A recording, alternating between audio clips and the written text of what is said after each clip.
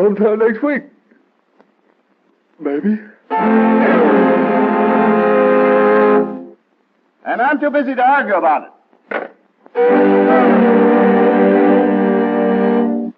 Yeah, that dope's right over here. If I can reach it.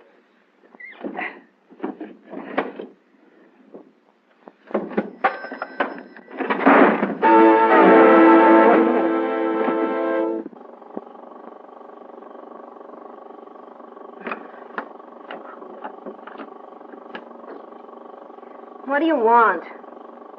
Huh? Oh, he's not in. I don't know.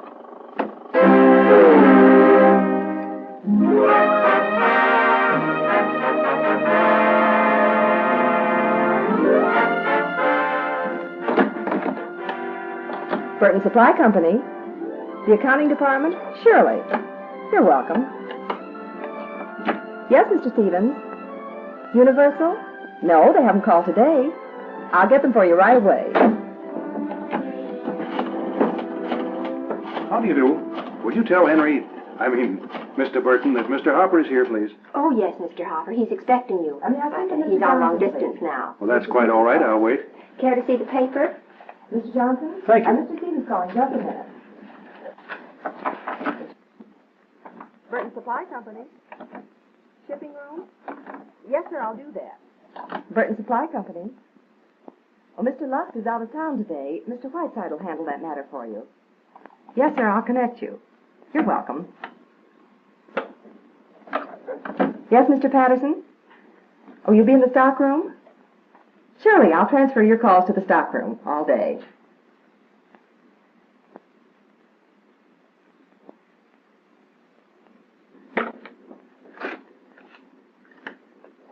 Burton Supply Company. Mr. Wilson? Thank you. Mr. Burton's finished, Mr. Hopper. Go right in.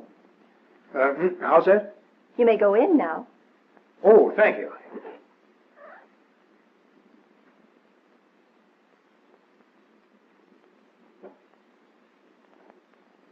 Henry! Hello. Well, if it isn't Ted Hopper. How are things out on the coast? Great, great. Are you ready for lunch? Sure, Ted. As soon as I take care of one more telephone call. Should be in any time now. Here, sit down. Make yourself comfortable. Ah, thanks. Cigarette? Sure. Well, Ted, it's good to see you again. Say, what sort of magic do you work around here? Same old Ted, always talking in riddles. What do you mean magic? I'm no Houdini. You must have something to lure that gal here. The one who runs your switchboard out there. Oh, you mean Miss Tanner?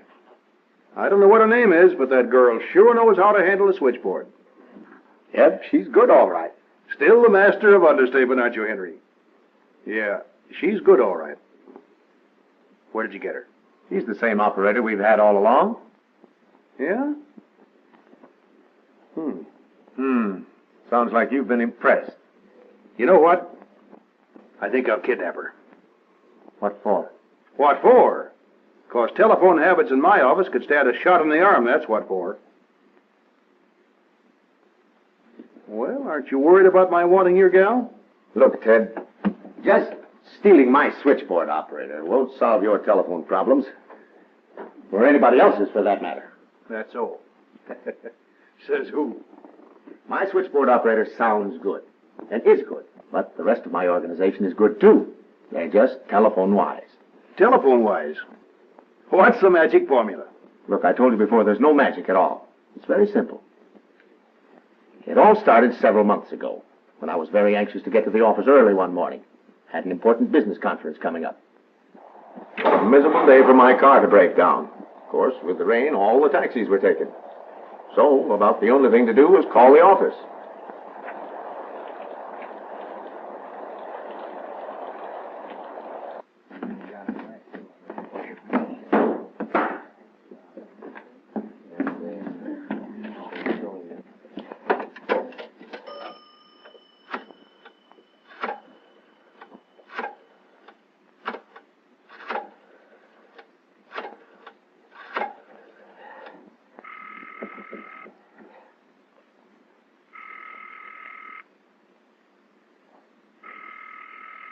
Oh, why don't they answer?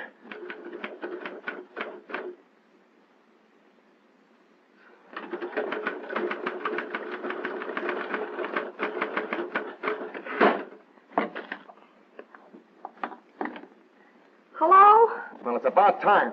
Get me Bill Johnson. Who? What do you want? I can get me Bill Johnson. Bill Johnson! Oh, just a minute.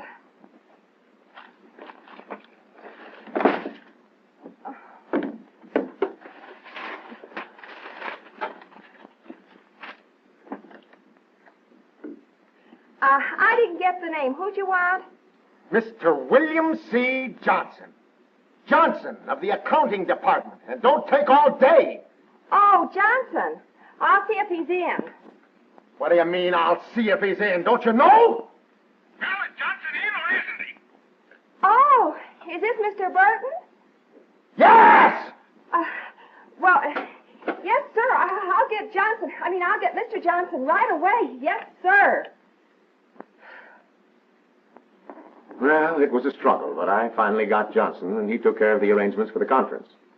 But I started thinking things over. It's funny, always when I called before, I was treated like a king.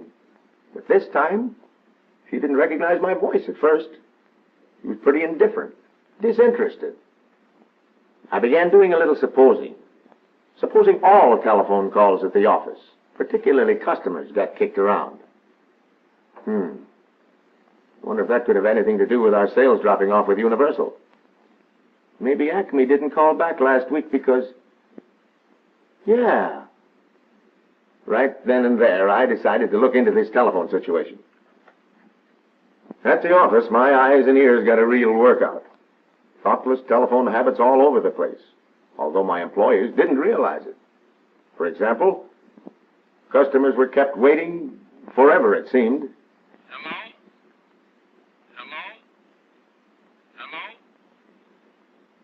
This is Miss Flowers from the Burton Supply Company. I just wanted to check with you about their order. Some garbled their conversation so much that even I couldn't understand them, let alone the customer at the other end of the line. Go ahead with it. Now, if we don't have these two things by this afternoon, I wish you'd check back with me. Yours of the 4th received, and subsequent orders will be shipped commensurate with existing stocks pursuant to our agreement as of the 12th, period. Heretofore, we had adhered to our strict policy as outlined in our previous letter. Hello? Hello? Guess they hung up. Well, couldn't have been very important. Now, let's see. Well, it didn't take much looking around my office to see we had a plain case of bad telephone manners. It began to worry me. Something ought to be done. But I was no expert on telephone manners. The telephone company. Why, I must have passed this building 1,000 times. Never entered my head to go in. But why not? Maybe they could help. Got nothing to lose. What did I mean, maybe they could help? Of course they could. They'd feel that's part of their job. I told them my story. Then I asked if I could borrow their ideas of good telephone manners. I got some booklets on telephone courtesy. And a representative from the telephone company came over to look around the office. He noticed a lot of thoughtless habits I had missed, including some of my own. And then, knowing what was wrong, I had confidence to go ahead. So, you picked up a lot of pamphlets and stuff and put one in each pay envelope. As a surprise. Oh, Ted, I'm serious. As soon as I knew what the trouble was, I thought the best way to convince my people of proper telephone usage and the dividends it pays was to show them. So I put on a telephone show. And now you're in the show business. Henry Burton, the poor man's Cecil B. DeMille. Joke all you want to, Ted, but that show got results. Held it in the stockroom. Actually, anybody could put on a show like mine, with a few desks and a couple of telephones. I called in my people and started with an important point which they hadn't realized. In a business like ours, telephoning is as important as personal visits of our salesmen. Good habits please our customers. Bad habits only irritate them. Telephone courtesy not only makes work easier, it makes our customers feel welcome and impresses them that we're glad to do business with them. Let's look at it this way. The telephone is meant to work for us. Yes, that's right, work for us. The important thing is knowing how to put it to work properly. Good telephone manners aren't difficult, they're easy and natural. Let's run through a few fundamentals. First off, when you're making a call, be sure you have the right number. Now, if you're not sure, look it up in your directory or your list of frequently called numbers. Saves loss of your time, avoids wrong numbers, and prevents the possibility of disturbing someone who is not at all interested in your call. Now, when you're going to dial a number, wait for the dial tone. You're all familiar with it. It's the hum you hear in the receiver, like this. This tone is the same as the operator saying, "Number, please." It tells you the equipment is ready to handle your call. Now, if you start dialing before you hear that hum, you'll either get the wrong number or no number at all. So wait for the dial tone. It's another time saver. When it's necessary to signal the operator, do it this way, a definite rhythm.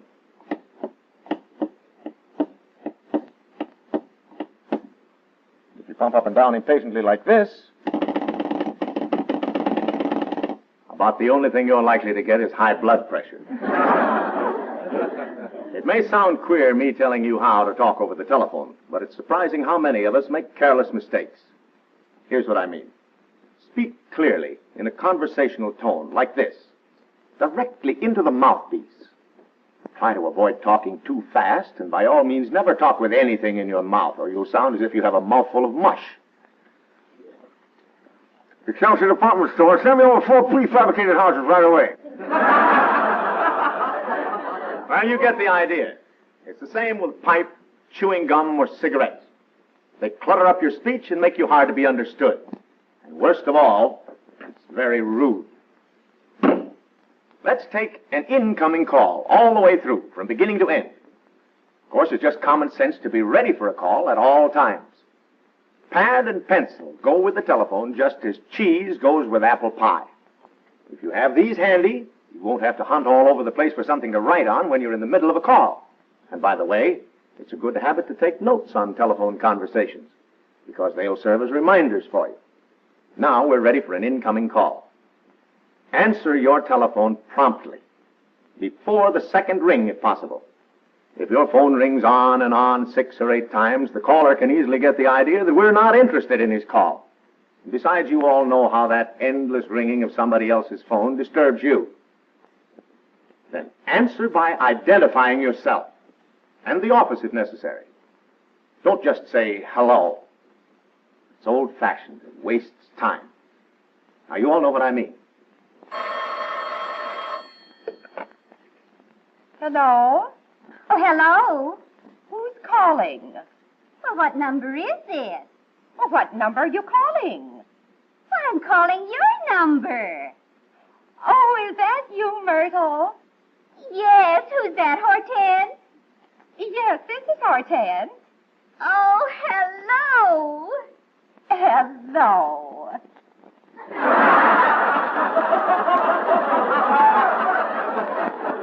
Well, you see what I mean. Now, the right way to answer your telephone is, well, you've all noticed how the Acme people handle their calls.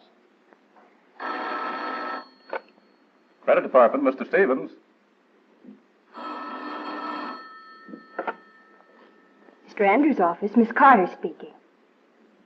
Just like that, and I know you've seen it happen many, many times. That's the quickest way to let the customer know who's answering and how to continue his conversation. But no matter whose phone you're answering, your own or anybody else's, always make your customer feel that you're interested in his call. Be obliging and polite. Then, when you're sure he's finished, bring the conversation to a definite, courteous close, like this. Yes, that's fine. Thanks for calling, Mr. Frisbee. Goodbye. A pleasant thank you, goodbye, is much better than hanging up, maybe while the other party is still talking or listening. It's just being considerate. Oh, yes, and when you hang up, put the telephone securely on its base, making sure it rests squarely on the cradle. See that there are no books or other objects in the way. You'd be surprised how these suggestions for proper telephone usage add up to make your working day more enjoyable. Is there anything special for long-distance calls, Mr. Burton? The same simple rules apply. However, there's one thing particularly important for out-of-town calling. If for any reason your call doesn't go through right away, stay near your telephone until it does go through. Thank you. If you must leave your office, let the operator know where you can be reached and when you expect to be back. Or leave a note by your telephone explaining where you are, like this. Making a habit of telling the switchboard operator where you are is a good idea, whether you expect a call or not. Then she won't have to hunt all over the place for you when you're out of your office. Now, here's a time saver. Keep information handy, so you won't irritate customers by keeping them waiting while you leave the telephone and work yourself into a lather hoping to find what you're looking for. Well, that might be a good system, Mr. Burton, but I can't possibly pile 15 or 20 filing cabinets on my desk just for telephone calls. It's quite possible you can't have everything at your fingertips, but here's how to handle a call like that. All right, Mr. Whiteside, if you'll help me out, we'll show 'em.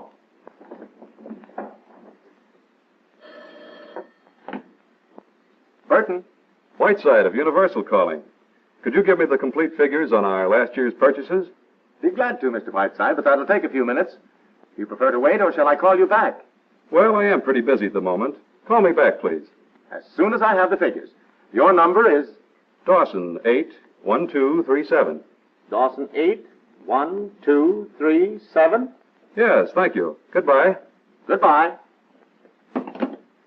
When a customer calls wanting detailed information that takes you away from the telephone, ask him if he prefers to wait or be called back.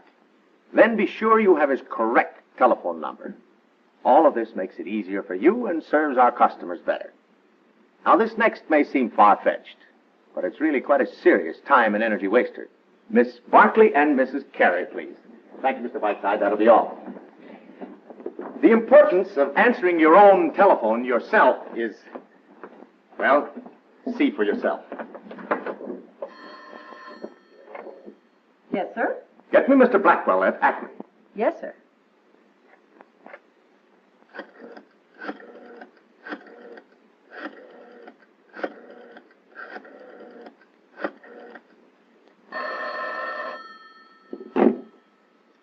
Acme, give me Mr. Blackwell. Well, who's calling? What difference does it make who's calling? Give me Mr. Blackwell. Well, I have to know who's calling. Mr. Burton's calling.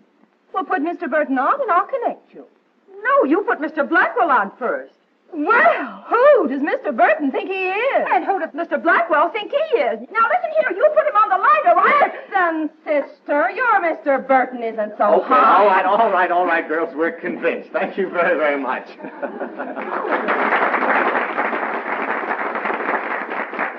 So you see, it is pretty obvious that answering your own telephone in person is a good habit. And now, Miss Boyd, we're ready for you. Miss Boyd will help me show you how you can get gray hair in one easy lesson through the irritating practice of being transferred from one office to another. Miss Boyd. That's about it. We're going to need all those figures immediately. You're speaking to the wrong department, ma'am. How's that? I said you're speaking with the wrong department. I'll transfer you to... You mean I'll have to explain this again? The whole routine? That's right. Mr. Williams handles things like that. Oh, all right. Put him on. Now, if you'll imagine it's 20 minutes later, we'll see how Miss Boyd is making out.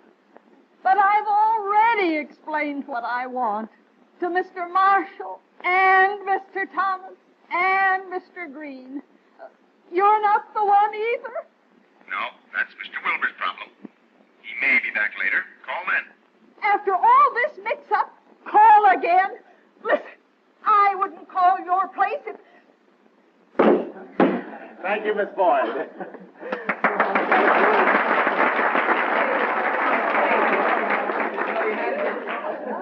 All of that heartbreaking struggle can be avoided. If you can't handle a call yourself, make sure you transfer your customer to the proper department or office, like this. I'm sorry, Mrs. Maxwell, but Mr. Johnson will handle that for you. Would you care to speak with him? I'll be glad to have your call transferred. It's just as easy as that. Just be sure your caller is transferred to the right party. It saves so much time and energy for you and the customer. Now, the most important consideration of telephoning, how your voice sounds on the other end of the line. Every time you talk on the telephone, the customer has some kind of mental picture of you. Now, if your voice personality is dull and lifeless, like this, hello, in his imagination, you'll probably look like this. And the customer will feel you just aren't interested in his call. Or that you work for a business that's something close to this. One of the best ways to make a good impression on a caller is to speak with a smile in your voice. An interested voice, combined with proper telephone usage, is like offering a warm handshake over the phone. And with it, you'll appear like this to your callers. Our business, more like this. Just by a sparkle in your voice. Something like this. Accounting department, Mr. Stevens. When the show was over, the comments were interesting. You know, the boss said a mouthful. That stuff will save a lot of wear and tear on the customers. Yeah, and on poor little me, too. Sounds as easy as walking. Yeah, I know. Yes, sir, Ted. That show got us off on the right foot. Sounds reasonable. But did the show alone do the trick? For instance, did it change your switchboard operator into a mild sensation? Well, that was part of it. The rest was making sure she had a chance to be a switchboard operator. How could I expect her to be a mild sensation, as you call it, with typing and filing and receptionist duties, in addition to her switchboard? The girl had too much to do. A PBX instructor from the telephone company came over to study Miss Tanner's situation. Then her work was arranged so she could devote her attention exclusively to the switchboard. Now she's a welcoming committee of one. For incoming or outgoing calls, her appeal is evident in just a few words. Burton Supply Company. Mr. Wilson? Yes, he is. Just a moment. Burton Supply Company. The shipping room? I'll connect you right away. There you are, sir. And by the way, a business that's telephone-wise not only treats the callers right, but makes sure the customers have its telephone address. Well, now I've heard everything. What is this mysterious telephone address? Nothing mysterious. The telephone number of an office is just as important as the street number. So I have it printed where it can't be missed. On our letterheads and bill forms, even on our business cards. You see, that's our telephone address. Well, I'll say that looks like a good idea. May sound like I'm making a big issue out of a little thing, but we have found that telephone courtesy is made up of a lot of little things. It's a cooperative effort by all of us in the office. That's why you won't solve your problems just by stealing my switchboard operator. Beginning to make sense, all right. Our organization is doing a better telephone job now because it's easier. And we enjoy it. We're working as a team. I see what you mean, Henry. But doesn't the gang forget? I mean, well, you know, slip back into the old habits occasionally. Sometimes they do, yes. Naturally, my show wasn't enough to cure old habits, so I just followed through with what I started. Regular checkups and suggestions. It wasn't long, though, till the simple, easy things that make up telephone courtesy, prompt attention, thoughtful consideration, effective action on our customers' calls, became second nature with us. Ah, there it is. That must be my long-distance call. Excuse me, Ted. Sure. Burton. Yes, I'm ready. And Ted, to help keep us from slipping back into old habits, we have this reminder in front of us all the time.